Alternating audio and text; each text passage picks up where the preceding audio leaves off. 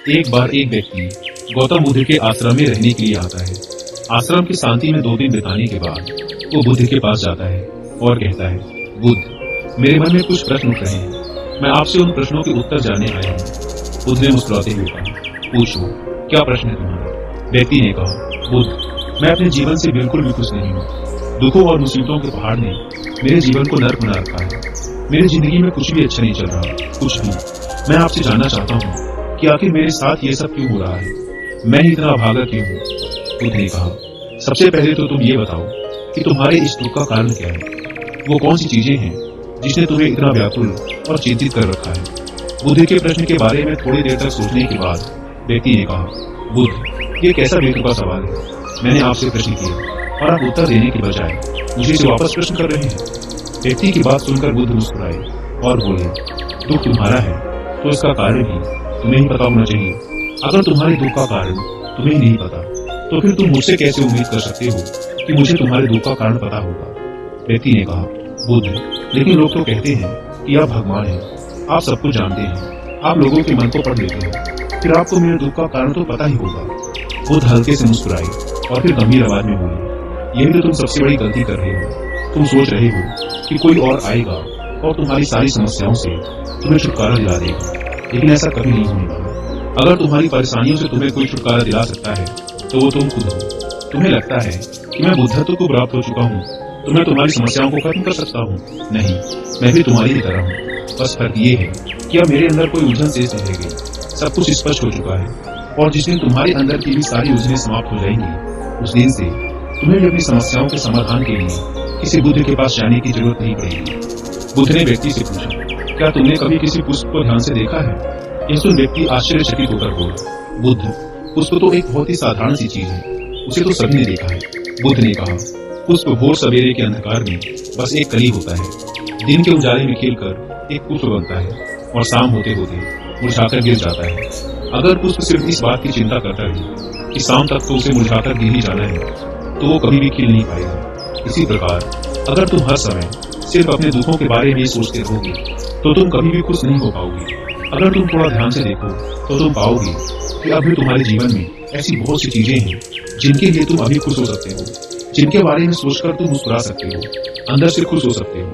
तो मैं तुमसे कहना चाहता हूँ कि तुम अपने जीवन की कमियों की बजाय अपने जीवन की इन अच्छाइयों पर ध्यान दो। अगर तुम्हें अपने जीवन में खुशी चाहिए तो तुम्हें इस शाश्वत नियम का पालन करना ही पड़ेगा।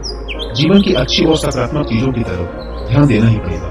मैं तो केवल तुम्हें रास्ता दिखा सकता हूँ, उस रास्ते पर चलने का तरीका बता सकता हूँ, लेकिन अगर तुम खुश रहना चाहते हो तो उस रास्ते पर चलना तो तुम्हें ही पड़ेगा।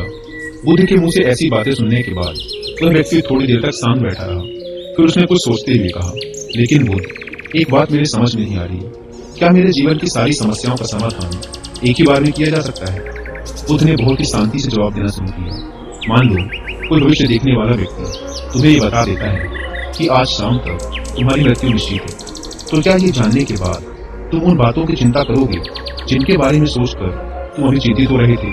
नहीं, तुम्हें कोई ऐसी समस्या याद भी नहीं आएगी जिसके लिए तुम अभी चिंतित हो रहे हो, क्योंकि उस समय तुम केवल जीवन की उस सच्चाई के बारे में सोच रहे होगे जिसे लोग मृत्यु कहते हैं। और अचानक तुम्हें महसूस होगा कि जिन छोटी छोटी बातों को तुम अपने जीवन की सबसे बड़ी समस्या समझकर बैठे थे वो तो कुछ भी नहीं थी। अचानक तुम्हें लगेगा कि चिंता करना तो व्यर्थ है, मैं तो शाम तक इस दुनिया को छोड़कर जाने वाला हूँ। और तुम्हें अपने जीवन के वो सारे पल व्यर्थ लगेंगे जो तुम्हें चिंता, जलन और बेवजह के दुख में बिताएगी। लोग बोलते तो हैं, लेकिन वो कभी भी अंदर से स्वीकारते नहीं कि एक दिन उन्हें भी इस दुनिया को छोड़कर जाना है। उनकी चाहत, उनकी इच्छाएं इतनी मजबूत होती हैं कि वो खुद को अमर मान लेते हैं। खुशी और दुख दोनों ही स्थायी नहीं है, ये हमारे कर्मों और विचारों की वजह से पैदा होते हैं। व्यक्ति जो कि बुद्ध की बातों को पूरा ध्यान लगाकर सुन रहा था, उसने बीच में रोकते हुए कहा, बुद्ध, तो क्या आपके कहने का अर्थ ये है कि मैं हमेशा ये सोचता रहूं कि मैं मरने वाला हूँ, और क्या ऐसा सोचना मेरी सारी समस्याओं को खत्म कर देगा? बुद्ध ने कहा, नहीं, ऐसा कभी मत सोचो। बस तुम्हें ये स्वीकार कर लेना है कि इस दुनिया में मेरी उपस्थिति अनिश्चित है, और जब तक मैं यहाँ हूँ एक खुश जीवन जीऊंगा। जो भी अच्छी चीजें तुम्हारे जीवन में हो रही हैं या हैं, उनके साथ जियो, वो तुम्हें अंदर से खुशी और शांति देगी। अपने दिमाग को सही करो और धीरे धीरे तुम्हारे अंदर की सारी उलझनें समाप्त हो जाएंगी। इंसान के जीवन के ज्यादातर दुख और समस्याएं उसकी इच्छाओं की वजह से पैदा होते हैं, इसीलिए अपने मन को नियंत्रित करो। अगर तुम अपने दिमाग को एक बच्चे के दिमाग के जितना सुलझा कर रख सकते हो तो तुम्हें आंतरिक शांति का अनुभव होगा। व्यक्ति ने कहा, बुद्ध, आपने मन के नियंत्रण की बात की। अपने इस चंचल मन को हम नियंत्रित कैसे कर सकते हैं? बुद्ध ने कहा, तुम्हें सबसे पहले खुशी और दुख के बीच के अंतर को समझना जरूरी है। तुम्हें पहले ये जानना होगा कि तुम्हारे लिए खुशी और दुख का क्या मतलब है। फिर उसके बाद अभ्यास के द्वारा तुम्हें अपने मन को ऐसे तैयार करना है कि ज्यादा खुशी के मौके पर ये ना तो बहुत ज्यादा खुश हो और ना ही दुख आने पर बहुत ज्यादा दुखी। तुम्हें अपने आप को पूरी दृढ़ता के साथ मध्य में रखने का प्रयास करना है, जिसे मैं मध्यम मार्ग कहता हूँ। अगर तुम अपने जीवन में गहराई से झांको और ये पता करने की कोशिश करो कि तुम्हारे दुख क्या हैं और ये क्यों पैदा होते हैं, तो अंत में तुम्हें इसका एक ही जवाब मिलेगा कि तुम्हारे सारे दुखों का कारण तुम खुद हो। तुम्हारी इच्छाएं, तुम्हारी चाहत, तुम्हारा लगाव ही तुम्हारे सारे दुखों का कारण है। पर क्योंकि मन ही तुम्हारी सारी चाहत, सारी इच्छाएं पैदा करता है, इसीलिए अगर तुमने अपने मन को नियंत्रित कर लिया तो तुम्हारे सारे दुख खत्म हो जाएंगे। गौतम बुद्ध ने व्यक्ति से कहा, अगर तुम एक छोटा सा काम और कर सको तो तुम देखोगे कि तुम्हारे जीवन के सारे दुख हमेशा के लिए खत्म हो जाएंगे। बुद्ध के मुंह से ऐसी बात सुनने के बाद व्यक्ति ने उत्साहित होते हुए कहा, मुझे क्या करना होगा बुद्ध? बुद्ध ने कहा, अगले 2 दिनों तक तुम किसी से बात नहीं करोगे और 2 पेपर लेकर आश्रम की एकांत जगह पर बैठ जाओगे। वहाँ शांति से बैठकर तुम्हें सोचना है और पहले पेपर पर उन सारे दुखों के बारे में लिखना है जो तुम्हें परेशान कर रहे हैं, और साथ में ही तुम्हें उन सारे दुखों का कारण भी लिखना है। और दूसरे पेपर में तुम्हें उन सारी खुशियों के बारे में लिखना है जो तुम्हारे जीवन में भी है, और साथ ही तुम्हें इसका कारण भी लिखना है कि तुम्हें यह खुशी क्यों है। जल्दबाजी करने की कोई जरूरत नहीं है, तुम्हारे पास काफी समय है, तुम आराम से सोच सकते हो। जाओ और जाकर आराम से बैठकर सोचो और लिखो। व्यक्ति ने बुद्ध को प्रणाम किया और जाकर आश्रम के एक कोने में बैठ गया। 2 दिनों बाद वह बुद्ध के पास वापस आया। उसके हाथ में काफी सारे पेपर थे।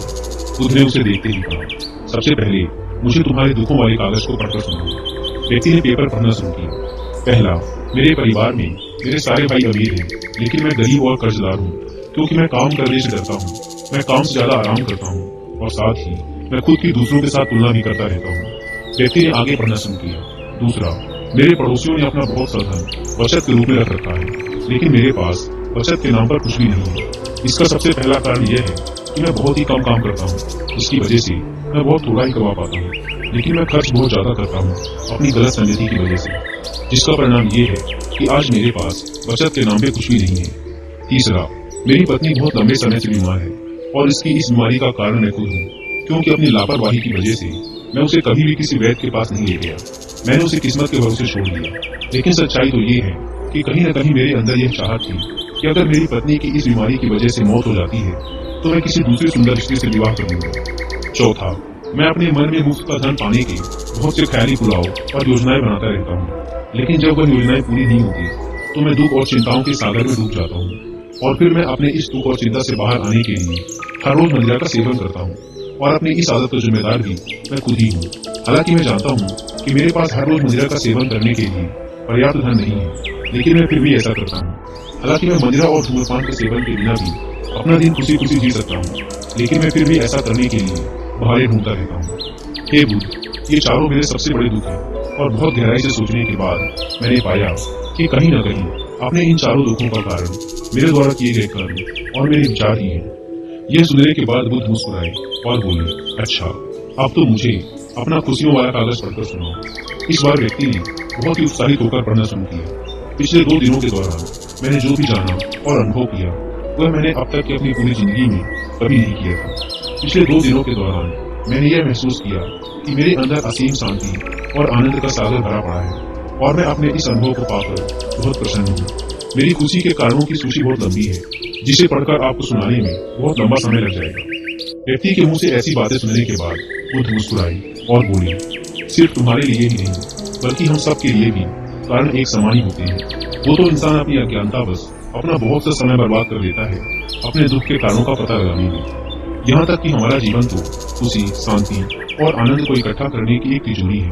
बुद्ध ने व्यक्ति से कहा, तुम्हें अपनी खुशी के सारे कारणों को बताने की जरूरत नहीं है, तुम सिर्फ उसमें से कुछ को पढ़कर मुझे सुना सकते हो। व्यक्ति ने एक बड़ी मुस्कान के साथ पढ़ना शुरू किया। पहली खुशी इस बात की है कि मैं अभी जीवित हूँ और इस दुनिया में जी रहा हूँ। मैं स्वस्थ और मजबूत हूँ। मेरे माता पिता हैं, एक पत्नी है और 2 बच्चे हैं। इस दुनिया के दूसरे खुशनसीब व्यक्तियों की तरह ही मेरे पास भी बहुत से अनमोल खजाने हैं, जैसे कि मेरे माता पिता का मेरे प्रति स्नेह, मेरे पत्नी का प्रेम, मेरे बच्चों का लाड़ प्यार और एक पिता बनने की खुशी। मेरी खुशी का अगला कारण ये है कि मैं काम कर सकता हूँ, क्योंकि मैं स्वस्थ और तन मन से मजबूत हूँ। मैं कोई भी अच्छा काम सीख कर अपनी आमदनी को बढ़ा सकता हूँ और अपने परिवार की सभी जरूरतों को खुशी खुशी पूरा कर सकता हूँ। मैं खुश हूँ क्योंकि मैं एक खुशहाल परिवार बना सकता हूँ, बिना खुद की, अपने पड़ोसियों और अपने भाइयों से तुलना करे। और आपकी कृपा से मेरे अंदर जिस मानवता ने जन्म लिया है, उसकी सहायता से मैं अपनी सारी बुरी आदतें छोड़कर एक खुशहाल और आनंदित जीवन जी सकता हूँ। और सबसे बड़ी खुशी और सौभाग्य की बात मेरे लिए ये है कि मैंने महान गौतम बुद्ध के चरणों में अपने लिए जगह पा ली है। और आपकी कृपा से मैं जब तक इस संसार में रहूंगा, इस सत्य को याद रखूंगा कि हमारी इच्छाएं और लगाव ही सभी दुखों का कारण है, और साथ ही खुद के मन पर नियंत्रण हासिल करने और खुद को जानने का पूरा प्रयास करता रहूंगा। बुद्ध ने कहा, आज तुम्हारा एक नया जन्म हुआ है, अब तुम अपने परिवार के पास वापस जाओ और स्थिर बुद्धि व आंतरिक शांति के साथ इस जीवन को जियो। और आज के बाद जब भी तुम्हारे जीवन में तुम्हारी परेशानियों से उपजा दुख तुम्हें घेरने की कोशिश करे, तो खुद से कहना कि जीवन बहुत छोटा है और मैं इस जीवन में अपनी चिंताओं और दुख का गुलाम बनने नहीं आया हूँ। शांति से बैठकर अपने उस दुख का कारण जानने की कोशिश करना और मिलते ही उसे नष्ट कर देना, और केवल तभी तुम अपनी आंतरिक शांति और कभी न खत्म होने वाले आनंद को प्राप्त कर सकते हो। दोस्तों, उम्मीद करता हूँ कि आपको वीडियो पसंद आई होगी और कुकू एफएम पर being to becoming Buddha book की हिंदी में ऑडियो बुक सुनना ना भूलें। और क्रिसमस सेल का फायदा उठाने के लिए आप सेंटा 60 कूपन कोड का इस्तेमाल भी कर सकते हैं। ऐप को डाउनलोड करने की link description and first comment पर मिल जाएगी।